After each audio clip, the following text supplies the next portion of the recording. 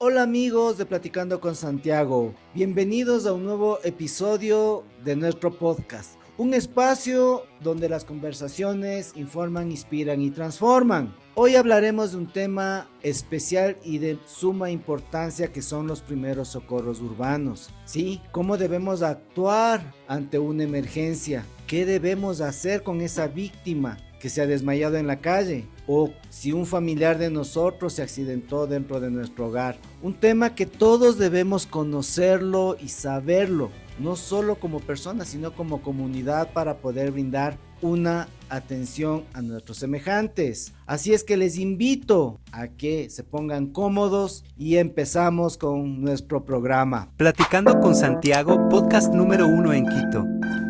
¿Quiénes de ustedes no han sufrido un accidente? ¿O quiénes de sus familiares o amigos han sufrido un accidente? Yo creo que a todos nos pudo haber pasado en su momento, ¿no es cierto? Y tal vez no supimos qué hacer, o si pensábamos que podíamos hacerlo, nos aventamos y lo hicimos, ¿no es cierto? Pero justamente es saber diferenciar para poder ayudar. Y esto es aprender los primeros socorros urbanos. Ustedes se dirán, ¿y este tema? Sí, yo aprendí primeros auxilios. Sí, todos son válidos, pero hoy nosotros hablaremos de los primeros socorros urbanos. Y como les había dicho, amigos, hoy aprenderemos las nociones más básicas para ir avanzando capítulo por capítulo en la forma de tratar ciertos problemas que puedan acoger a las personas o víctimas. Lo primerito, vamos a diferenciar cuándo es una emergencia de una urgencia, ¿sí?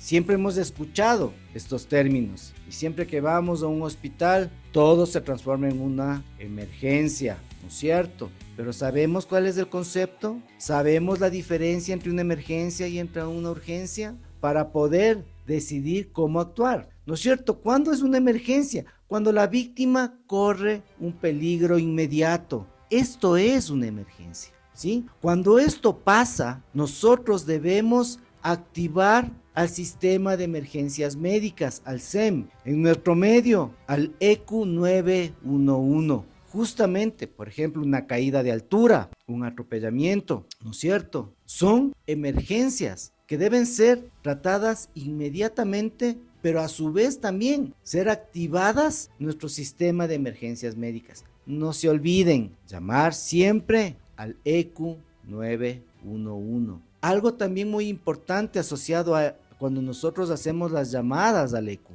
¿sí? Cuando nosotros llamamos a pedir un auxilio, una ayuda, es justamente, primero, identificarnos con nuestros nombres, ¿sí? ¿De qué número estamos llamando? Es algo importantísimo que a ellos les va a ayudar para prestarnos la ayuda vía telefónica. ¿Qué tipo de accidente es el que presencié yo? Un accidente de tránsito, como les decía, una caída, ¿sí? ¿Cuántas posibles víctimas hay? Algo muy importante que nosotros debemos mencionar al personal del sistema ECU 911, ¿sí? La dirección, dónde ocurrió el accidente. Muchas veces llamamos y damos datos muy divagantes que hacen que el personal tenga que seguirnos pidiendo más información. Puntos de referencia para que pueda llegar el servicio. Es algo muy importante, ¿sí? Por ejemplo, hubo un accidente y yo estoy en La Carolina, pero estoy justamente por el lado de la pista de freestyle. Ese es un punto de referencia para que pueda llegar el personal, ¿sí? La Carolina es un terreno muy grande, un parque muy grande, que si no damos un dato referencial, podemos entorpecer la llegada rápida del personal de emergencias, ¿sí? Y ante todo, siempre escuchar lo que nos dicen y no cerrar la comunicación. Y algo muy importante, no jugar con este tipo de servicio, no llamar por llamar. Ya las leyes, ¿sí?, castigan a quienes hacen uso indebido de esta línea de llamada, ¿sí? Ahora ya sabemos lo que es una emergencia, ¿cierto? ¿Sí? Que es la vida de la víctima que corre peligro inmediatamente. Y ahora vamos a saber lo que es una urgencia, ¿sí? La vida de la víctima, ¿sí?, no corre un peligro inmediato, pero si no es tratada, puede convertirse en una emergencia. Un ejemplo, una persona que está haciendo ciclismo en el parque metropolitano tiene un accidente y se fractura una pierna. Y y el hueso salió hacia afuera, es una fractura expuesta, ¿sí? Si esa urgencia no se trata inmediatamente, puede transformarse en una emergencia por el sangrado, ¿sí? ¿Qué tendríamos que hacer? Estabilizar esa fractura. Si tenemos con qué vendarle, le vamos a vendar, pero también ya vamos a activar el sistema de emergencias médicas. Así es que debemos aprender a diferenciar, ¿sí? Cuándo es una emergencia de cuándo es una urgencia. ¿Por qué razón? Porque en la urgencia hay más tiempo para poder actuar con esa víctima. En cambio, en la emergencia, no.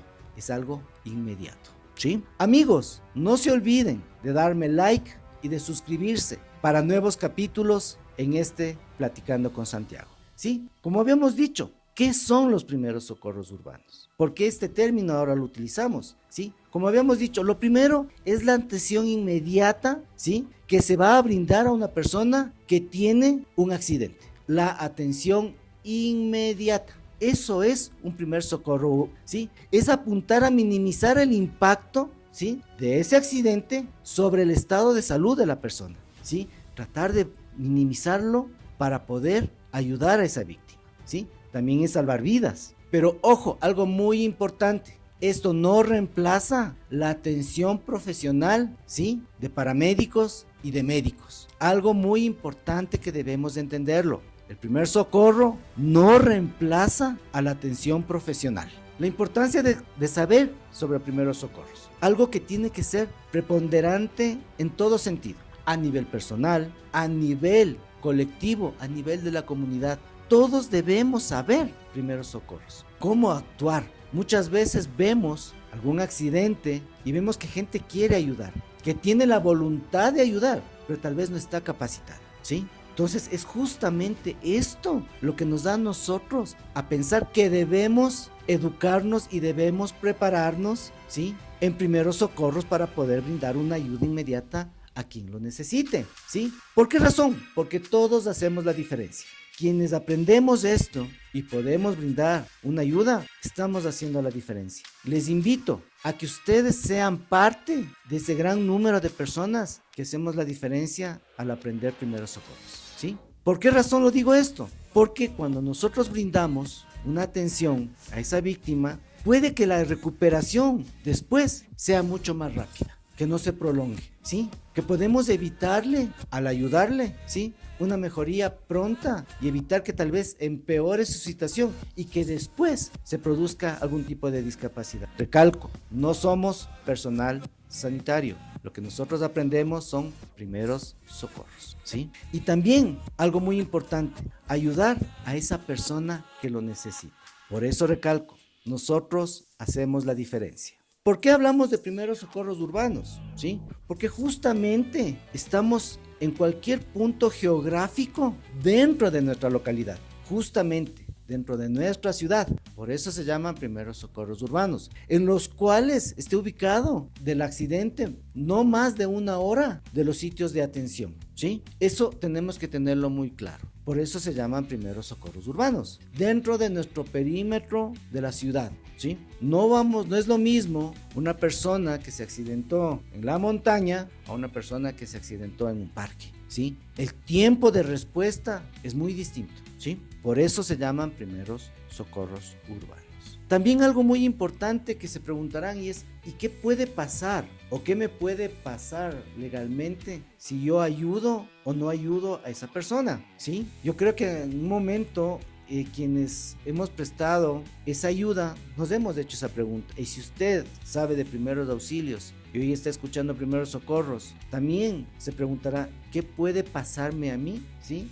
Si yo presto o no presto esa ayuda a esa víctima poniendo en práctica los primeros socorros, ¿no es cierto? Pues algo muy importante para que usted lo sepa es que tenemos leyes que nos amparan y la principal es la ley del buen samaritano, ¿sí? La cual a usted le va a brindar, ¿sí? Una inmunidad ante la ley por haber ayudado a esa persona. Porque muchas veces, por evitarnos de este tipo de conflictos legales, ¿sí? No lo hacemos, ¿sí? También usted debe aprender el deber, ¿sí? ¿Cuándo debo hacerlo versus cuándo no debo hacerlo? ¿no es cierto? ¿Sí? Si yo veo que es un escenario inseguro, una persona que se cayó a la quebrada, ¿sí? Y usted no tiene los medios para poder ayudarla, ¿sí? Usted tiene que determinar si lo hace o no, porque usted puede ser una posible víctima más, ¿no es cierto? Entonces es el deber de socorro, ¿sí? El actuar, ¿sí? Cuando yo puedo hacerlo a sabiendas que hay una responsabilidad preexistente, ¿sí? No se olvide. Pero ¿qué es lo que pasa si yo veo un accidente y abandono a esa persona? En vez de coger y activar el sistema de emergencias médicas, ¿sí? Yo me deslindo del problema y no soy un actor, ¿sí? Abandonar a un ser humano en estado de necesidad, eso también puede tomarse tal vez como una negligencia, ¿sí? ¿Y qué es una negligencia? Cuando la persona que sabe primeros auxilios, que sabe primeros socorros o que es un profesional de la salud, ¿sí? Brinda una mala atención o no la brinda, nos volvemos negligentes. Hay que tener en consideración todo esto, ¿sí? Otra situación que siempre usted debe ponerla en práctica cuando sabe primeros socorros es justamente el consentimiento explícito o el consentimiento implícito. Pongamos un ejemplo. ¿Cuándo es explícito? Cuando yo le digo a esa víctima que yo sé primeros socorros y que le voy a ayudar. Él podrá aceptarlo o no podrá aceptarlo. Ahí se vuelve, ¿sí?, un consentimiento explícito, porque yo le estoy indicando a esa víctima que está consciente que le voy a ayudar. ¿Cuándo se vuelve implícito? Cuando esa víctima no responde, está inconsciente, ¿sí? Tomaremos subjetivamente que necesita la ayuda y se la vamos a proporcionar, ¿sí? Estos términos nosotros debemos tenerlo muy claros cuando aprendemos los primeros socorros, ¿sí? Pero también nosotros debemos también tomar en consideración qué medidas preventivas se deben dar para evitar muchas veces accidentes, ¿no es cierto? Porque muchas veces nosotros conscientemente, ¿sí?, buscamos el peligro y nos puede pasar un accidente, ¿no es cierto? Las principales, ¿cuáles son? Las prácticas inseguras, ¿sí? Muchas veces nosotros en nuestros hogares, ¿sí?, queremos cambiar luminarias o queremos subirnos a hacer algún trabajo en el techo, pero no tenemos las herramientas, no tenemos los materiales y muchas veces no tenemos el conocimiento básico para poder hacerlo, ¿no es cierto? Sí, y les voy a poner un ejemplo, ¿sí?, que pasó con mucha frecuencia en el 1999 como un antecedente histórico, cuando aquí el Guagua Pichincha nos botó, ¿sí?, cantidad de ceniza. La mayor parte de las atenciones no eran producto de la caída de la ceniza como problemas respiratorios, sino eran producto de caídas de altura, porque la gente se subía a los tejados, ¿sí?, a limpiar la ceniza de los tejados y se caían. Entonces, esas son acciones inseguras. Si yo me subo a una escalera para cambiar una luminaria que está a más de 2 metros, ¿sí?, sin ninguna seguridad, puedo caerme y ser una víctima por una acción insegura. También podemos hacer muchas veces procedimientos inadecuados que también pueden provocar un accidente, ¿sí? Estoy haciendo algún trabajo, alguna situación que puede incurrir en que yo me accidente y sea una víctima. Dentro de los trabajos, las desviaciones de las normativas de seguridad,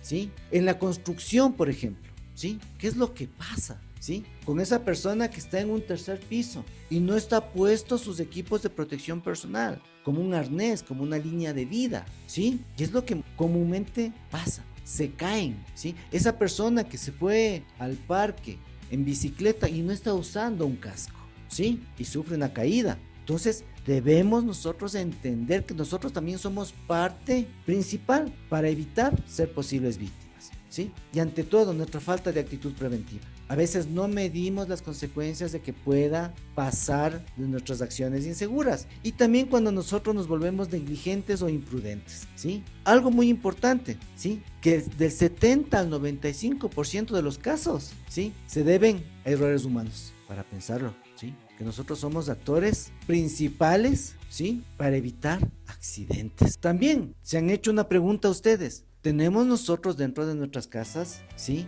un botiquín de primeros auxilios? ¿Tenemos en nuestros automóviles, en nuestras empresas, un botiquín de primeros auxilios? Muchas veces los tenemos, ¿sí? Pero los tenemos vacíos, con medicamentos caducados, con cierto tipo de materiales que no deberían estar en un botiquín de primeros auxilios, ¿no es cierto? Pero ya aprenderemos en los capítulos próximos cómo debemos armar nuestro botiquín de primeros auxilios, qué debe contener, tanto para nuestro domicilio como para nuestro auto y también para nuestros trabajos. Que muchas veces, como les digo, tenemos todo y en el momento de una emergencia lo que necesitamos pues no se encuentra en ese botiquín, ¿sí? Hoy también vamos a hablar un poquito sobre qué es socorrer en una emergencia, ¿sí? Como ya habíamos dicho, socorrer significa prestar asistencia a una víctima que se lesiona o se enferma súbitamente, ¿sí? Por ejemplo, un desmayo. ¿Qué pasó? ¿Por qué se causó el desmayo?